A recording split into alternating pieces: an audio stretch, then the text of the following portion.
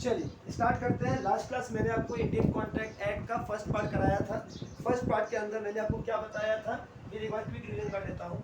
Indian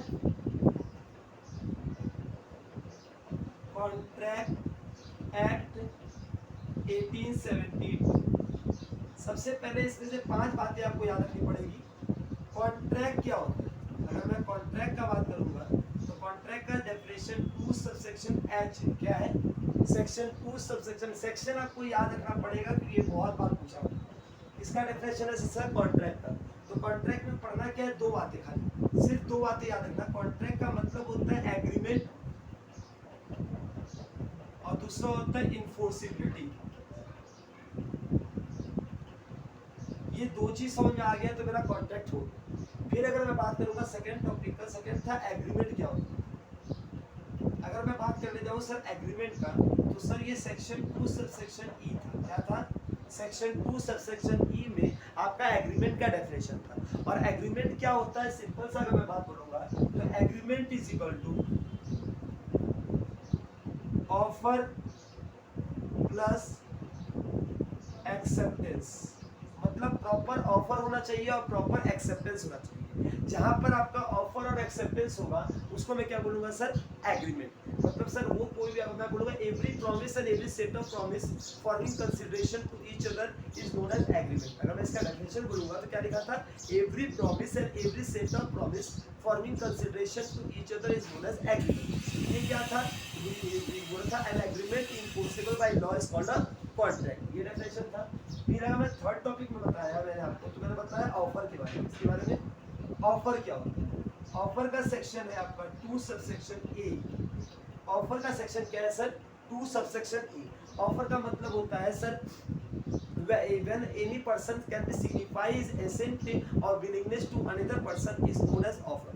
मतलब जब कोई बंदा अपना सिग्निफिकेंस, अपना इच्छा को दूसरे के आगे प्रकट करता है, वो जब बोलता है willingness for doing something and for not to doing something is known as offer. अगर मैं बोलूंगा सेकंड आपको सर एक्सेप्टेंस क्या होता है?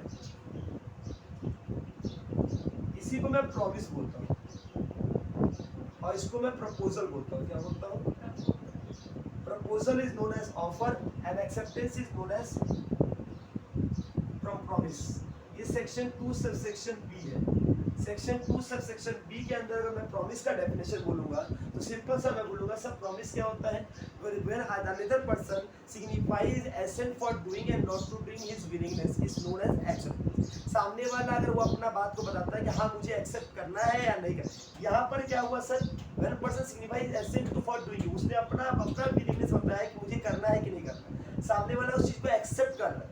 when another person accepting that offer or rejecting that offer is known as acceptance। अगर सामने वाला बंदा उस ऑफर को एक्सेप्ट कर देता है तो वो क्या कहलाता है सर? प्रॉमिस कहलाता है। मतलब वो कॉन्ट्रैक्ट बन जाता है। सबसे पहले सर ये दोनों आपस में मिल जाएगा तब क्या कहलाएगा सर? एग्रीमेंट। क्या कहलाएगा?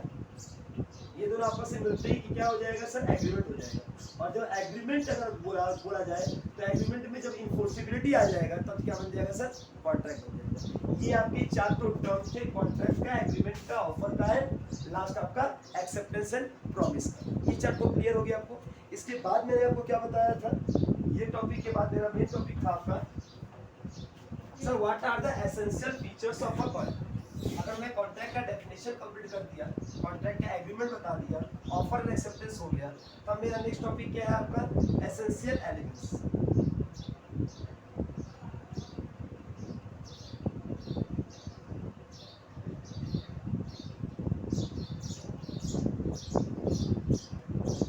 Essential element of making contract. एक कॉन्ट्रैक्ट करने के लिए क्या क्या एसेंशियल एलिमेंट चाहिए sir? Minimum 2 partner. Sir at least 2 आदमी तो होना चाहिए कॉन्ट्रैक्ट करने के लिए। एक कोई सामने वाला अगर ऑफर दे रहा है, सामने वाला एक्सेप्ट करने वाला बंदा होना चाहिए।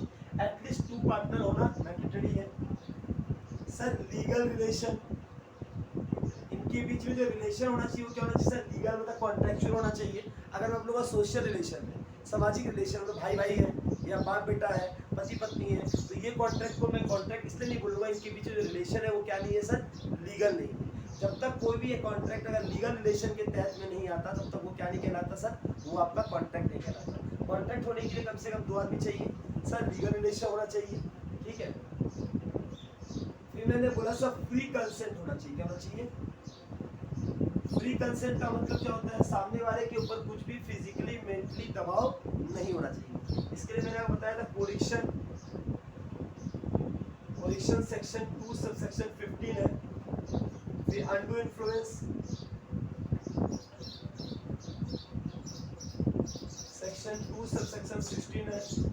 फिर फ्रॉड, फिर आपका मिस्टेक और मिस रिप्रेजेंटेशन सेक्शन 2 सबसेक्शन 17। ये क्या आपको दिखा, क्या होता है सर? ये 4 चीज जो है ये आपका क्या है सर, आपका कंसेंट फ्री नहीं है। यहाँ पर मैंने बताया फिजिकली आपको प्रेशर दिया जा रहा है, फिजिकली मारा पिटा जा रहा है, हाँ फिजिकली हार्म करके तुमसे कॉन्ट्रैक्ट किया जा रहा है, तो ये कॉन्ट्रैक्ट क्या होगा सर? वॉइडेबल। क्या होगा?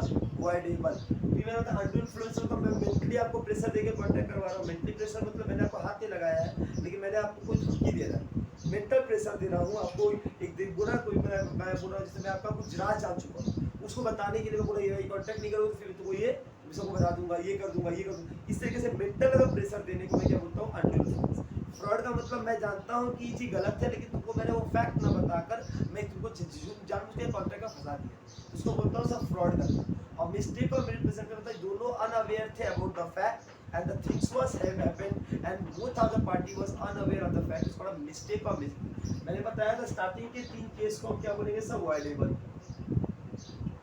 बट लास्ट वाले केस को हम क्या बोलते हैं? वॉइड।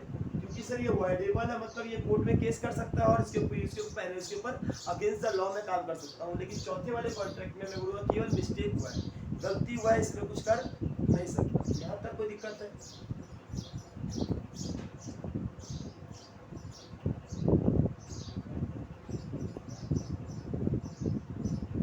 कंसेंट एंड एडिंग का मतलब meeting, same thing in same manner. Meeting of same thing in same manner मतलब होता है कि दोनों का थिंकिंग, दोनों का माइंड एक ही चीज में उसी चीज को लेके होना चाहिए। मतलब माइंड डिस्ट्रैक्ट नहीं होना चाहिए। मैं जिस चीज को लेके बोल के कॉन्ट्रैक्ट कर रहा हूँ आप भी उसी चीज को लेके कॉन्ट्रैक्ट करना चाहिए। दोनों के कॉन्ट्रैक्ट का करने का कोई आपको डिफरेंशिएशन नहीं होना चाहिए।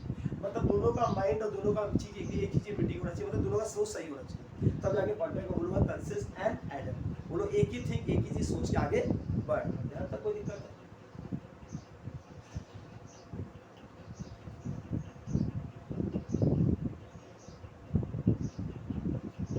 सर कॉन्ट्रैक्ट क्या होना चाहिए? वैलिड होना चाहिए, मतलब इलीगल नहीं होना चाहिए।